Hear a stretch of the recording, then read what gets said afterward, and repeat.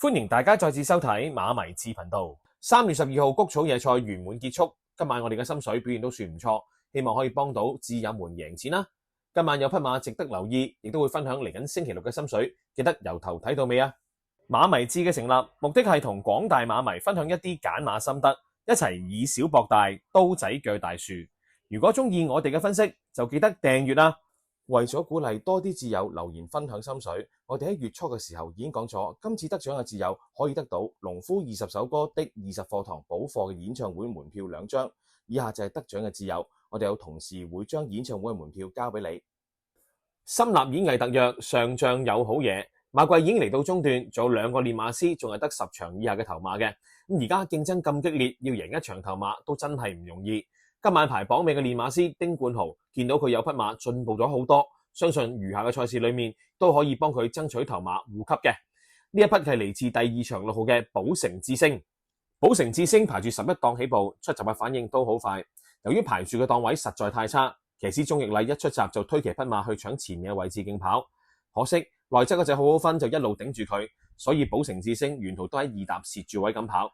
去到仲有600米到終點，見到騎師鍾易禮開始推騎，但係佢隔離嗰隻好好分就撳住入直路，以為寶城智星會急劇倒退之際，鍾易禮輕鞭咗2下，唔係好大力咁推騎，寶城智星都可以輕鬆贏2個幾馬位翻嚟，姿態實在輕鬆，段速非常出色，總時間唔單止快過4班嘅標準時間，直頭同1班嘅標準時間係一樣，所以之後寶城智星應該會繼續喺4班路競跑嘅，下次再出係必然嘅穩膽。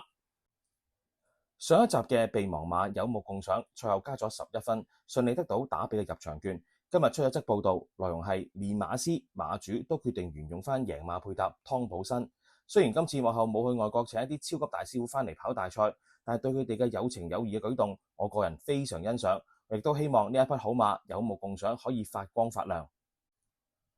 今次我同大家介紹嘅馬匹，同樣地都係嚟自蔡約翰馬房嘅至尊高超。呢一匹嚟自澳洲3歲嘅 PVG。今季係首季嚟香港出賽嘅，到現時為止跑咗6場，全部都入3甲，入 Q 率超過80%，真係準得交關。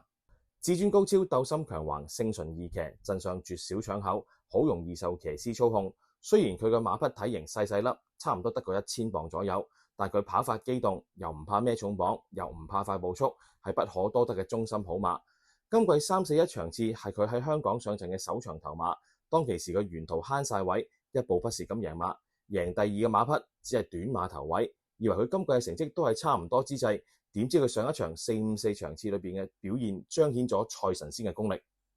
至尊高超排住5檔起步，出閘嘅反應都相當之快，可惜排住外檔嘅馬佬採取放頭嘅戰略，而至尊高超內側嘅馬匹又頂住佢，令到前段嘅步速相當快，佢自己又沿途望空，轉彎有少少示威之際，同佢一齊喺前面搶頭馬匹都已經一早腳軟，但佢唔單止可以保持同速，更加可以頂住沿途慳晒位，一步不蝕衝上嚟嘅穿甲戰鷹。同場至尊高超嘅提下敗將標之宇宙同穿甲戰鷹喺同一日出賽，都順利贏到頭馬，可以見到呢一場454場次係一場高水準嘅賽事。加上至尊高超呢一場可以做到10分出色嘅段速，就算上到2班都有機會贏馬。利時標行特約投注錦囊，呢一場我哋要至尊高超、太易穩、勇霸龍、樂勝天下。